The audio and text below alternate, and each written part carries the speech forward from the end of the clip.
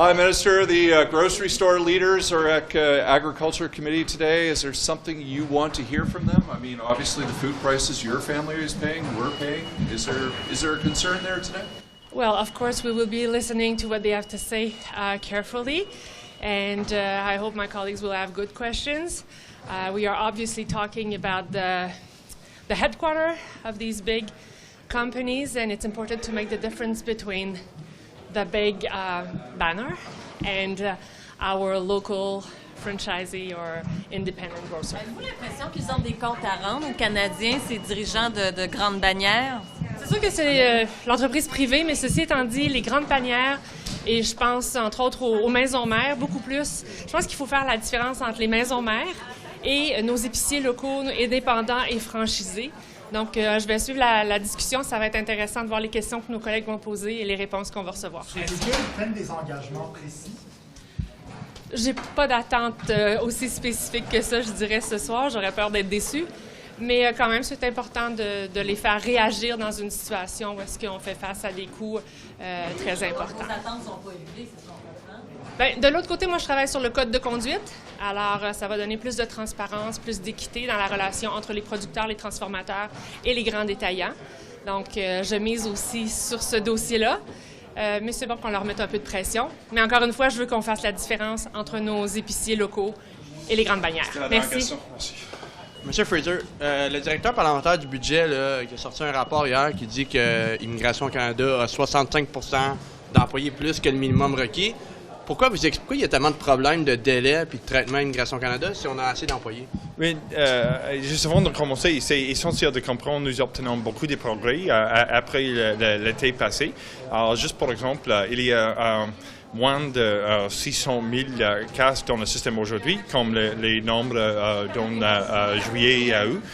Et maintenant, les temps pour traiter les cas dans les résidents permanents est retourné à le même niveau après la pandémie pour les nouvelles applications de réunification en famille et pour l'entrée express. Maintenant, c'est très proche de le standard de service pour les permis d'études et permis de travail. Il y a des travail qui est nécessaire dans le prochain mois pour retourner à le standard pour le visa pour visiteurs. Mais après beaucoup des investissements, c'est possible pour obtenir les services standards cette année. If we're looking right now, extra stand for the delay are between 12 to 30 months. What should be 6 months. So, For which line of business are you talking about? Entrée express. So, le programme des travailleurs qualifiés from the federal and l'expérience canadienne. If we look online, it's between 12 to 30 months. The norm is 6 months. So why is there such a big gap when Mr. Giroux said yesterday you have enough employees to meet the 6-month delay? So why? So if you look at Express Entry, what the standards that you're looking at online are typically reflecting applications that are being finalized now, and they reflect people who may have applied that many months ago. For a new application, because we had to make investments to increase our productivity, which is more or less doubled last year compared to the year before, a new application for Federal Express Entry cases is back to a 6-month standard now. There's some challenges, particularly in the province of Quebec, because there's a different staged process, and it's also a challenge depending on which immigration stream you're looking at between the level set by Quebec and the number of applications that actually come in, which is not a function of processing capacity, but a function of the levels where they're set. Monsieur Fraser, je veux revenir sur votre rencontre hier à Washington. Vous avez parlé du chemin Roxham. Vous avez dit que votre rencontre a été fructueuse. Pourriez-vous élaborer? Juste parler plus lent et plus fort, s'il vous plaît. Vous êtes allé à Washington, vous avez eu des rencontres, notamment sur le chemin Roxham. Vous avez dit que vos rencontres ont été fructueuses. Qu'est-ce que vous vouliez dire par fructueux? Est-ce qu'il y a des avancées sur cette question-là qui pourraient... C'est essentiel pour protéger la nature de la discussion privée, mais selon moi, la discussion est excellente. Nous avons un partenaire avec une priorité pour renforcer l'entente avec les États-Unis, avec le secrétaire Mayorkas. Et c'est essentiel pour continuer notre travail et les discussions sur les temps de pays sûrs, mais aussi... Et vous progressez sur vos discussions? Oui, je n'ai pas une annonce aujourd'hui pour un nouveau accord, mais hier, j'ai une bonne discussion. C'est important pour continuer d'avoir les rencontres face à face avec mon homologue dans les États-Unis. Et je pense que c'est possible pour continuer notre travail pour une entente qui a renforcé la frontière. C'est difficile en français pour moi. But in English, there are certain aspects of discussions that, of course, will remain private between our most important partner in the United States. I thought it was an excellent and productive discussion around the Safe Third Country Agreement, around making sure that we're managing the border appropriately, but also on addressing the root causes of irregular migration. I think we have an excellent partner who is like-minded, that wants to work toward the same goal, and I'm hopeful that we're on the right track. Mais vous avez une solution à moyen terme. Est-ce qu'on parle de semaines ou est-ce qu'on parle de mois, selon vous, avant qu'on ait une solution avec les États-Unis? Est-ce que vous avez un horizon pour justement une solution, une entente avec les États-Unis? Vous avez dit moyen terme ce matin, ça veut dire quoi? C'est important de comprendre la nature de l'enjeu avec la frontière est complexe. Et ce n'est pas simple pour juste avoir une discussion et arriver à une nouvelle entente avec une autre nation. Quand des enjeux sont complexes, la discussion est importante, mais le progrès nous avons l'opportunité pour obtenir progrès après beaucoup de discussions. Just en anglais pour clarifier the point, when we're dealing with something as complex as addressing irregular migration and strengthening the Safe Third Country Agreement, these are the kinds of things that we will continue to work toward. It may take a little bit of time. I don't think this is something that's years away, but I don't have a date for you. Otherwise, of course, we would share publicly. But right now, in the short term, our focus is to make sure that we're supporting people who've arrived and treating them with dignity and respect. In the medium term, continuing to work with the United States to strengthen the Safe Third Country Agreement and to address the challenges in the long term around irregular migration by building capacity in South and Central America, but also by creating regular pathways for people who wish to come to the United States or to Canada by taking part in the programs that we've set up that both serve our economic interest or social priorities, but provide an opportunity for people to find a pathway within the structures we've created to come to Canada through regular means. These are complex challenges, but we're working with a partner who's like-minded that wants to solve them with us. Mr. Fraser, I just wanted to clarify, sorry I missed the beginning. So is the U.S. willing to reopen the Safe Third Country Agreement? Look, we're working right now, and I've discussed publicly yesterday after the meeting that I had, that we had a productive discussion towards strengthening the Safe Third Country Agreement with the United States. We have not arrived at a new agreement. I think this is a very complex. They are willing to change it. That's confirmed? We're working to strengthen it with the United States, and they're open to continuing those conversations with us. But we have some work left to do. What does that mean? They are open to renegotiation? Well, look, I'm not going to nail down the specifics, which we have not formally agreed to with the United States. I think out of respect for the confidentiality of the conversations that I had yesterday, what I can tell you is that it was a very good use of my time to go to Washington to meet my counterpart, to continue to work towards a strengthened Safe Third Country Agreement. My sense is that we have an excellent partner, but we're going to continue to do the work that's necessary to get to a strengthened agreement. So should we expect that with the Biden visit then at the end of March, or still no? Look, my perspective has not been tied to a particular date on the calendar. My perspective is to arrive at a long-term solution to a long-term challenge. And the reality is, even after we may one day get to a strengthened Safe Third Country Agreement, the challenge around irregular migration is going to persist. This is a social fact that we deal with around the world, including in the United States and Canada. This is one tool in the toolbox that we need to continue to work towards improving. But in addition, we need to build capacity in the region to address the root cause of irregular migration, and at the same time create those regular pathways, which I think you sort of joined as we were speaking about. Folks, I do have to get up to question period, but thank you very much. Yeah, thanks. Je prends un moment seulement pour dire joyeuse journée des femmes internationales.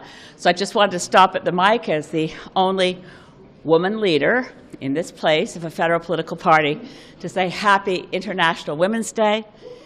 There are a number of strong women in this place in all parties, and I want to celebrate them all and hold them all up.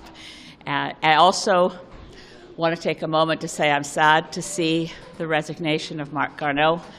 I've had the great, I have to say, joy of working with him, particularly starting in 2011 when I was first elected and the Liberals were the third party in the House and he was House Leader.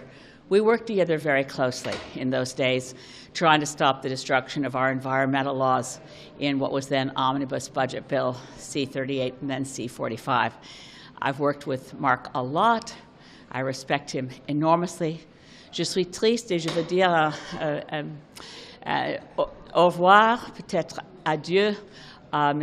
Garneau, très chaleureuse. Il est un ami et je suis certain qu'il est quelqu'un qui sera quelqu'un manqué dans cette place. We know we'll miss Marc Garneau as a member of Parliament. J'ai une petite question pour vous sur la question de l'ingérence chinoise. Le dossier a l'air d'être en train de déraper pas mal. Je veux savoir qu'est-ce que vous pensez de la gestion du premier ministre qui a l'air un petit peu pris dans un coin en ce moment? Oui, je pense que ce n'est pas suffisant. Je pense qu'il a les bonnes intentions. Je suis non partisan, j'espère. Mais je pense que ce n'est pas suffisant d'avoir un rapporteur. On doit avoir une enquête indépendante, pas partisan. Et je pense que pas seulement sur les questions de Chine, mais aussi pour tous les autres pays du monde, que peut-être faire interférence dans notre processus, particulièrement dans le scrutin de vote, dans les élections. On doit avoir un système sans interférence des autres pays étrangers. Qu'est-ce que ça vous dit quoi quand il refuse de répondre quand on lui demande « Avez-vous vu les rapports?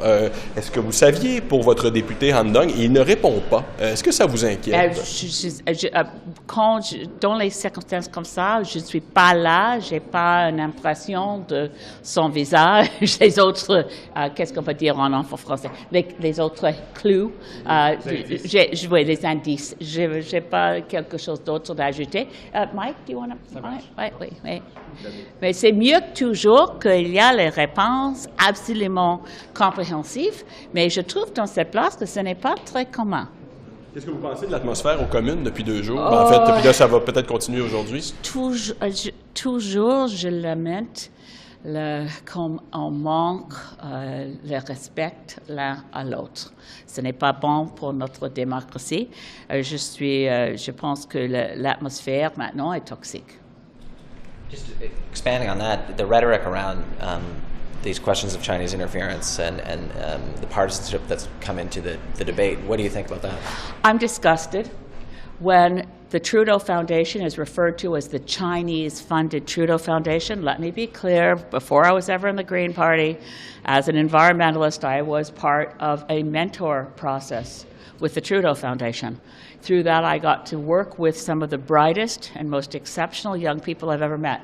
I was part of a jury to decide which of the postgraduate students would receive the generous financial support. Our postgraduate students, working on their PhDs, working on their academic careers, are not lining up to the Trudeau Foundation because they're Liberals. And I think that kind of imputation is unfair, and I think because we've got these fomented conspiracy theories on everything you want to look at, it's important to stand up in a nonpartisan way and say, look, the Trudeau Foundation does good work. They rejected money from a Chinese contaminated source, as I understand it, and I just think it's wrong to feed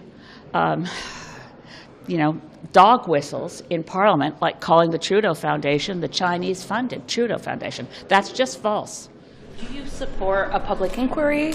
Absolutely.